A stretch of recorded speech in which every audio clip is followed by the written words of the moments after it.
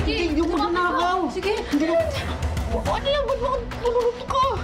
Sino ka? Biboy! Asan? Iharap ka sa akin! Iharap ka sa akin yan!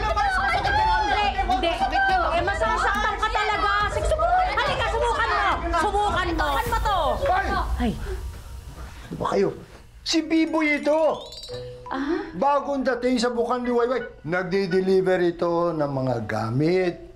Katulad ng tubig, pagkain. Order ako sa kanya na magdala ng tubig dito sa bahay natin. Ano ba naman kayo, no? Sorry.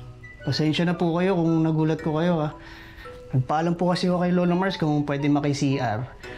Paglabas ko, nagulat naman ako, bigla akong sumigaw.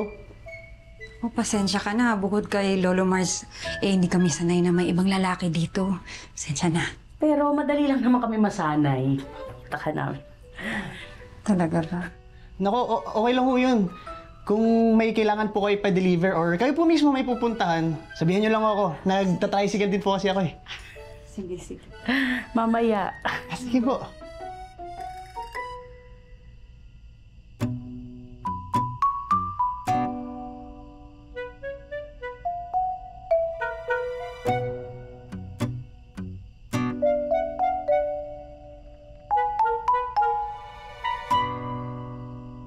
Ba't lahat kayo nakatingin sa akin? Hindi ko naman kasalanan na basta yung sumusulpot eh. Patagay ka pala? Ah, pasensya ka na. Pagkagalit kasi to, lumalabas yung pagiging Batanggenyan niya. Akay, pwede ba? Iya ka naman. Ano ba naman? Okay, sorry na. Hindi ko naman sinasadya na mapagkamalang ka magnanakaw eh. Bakit parang napipilitan ka? Alam mo, okay lang naman kung di ka mag-sorry kung pilit lang din naman.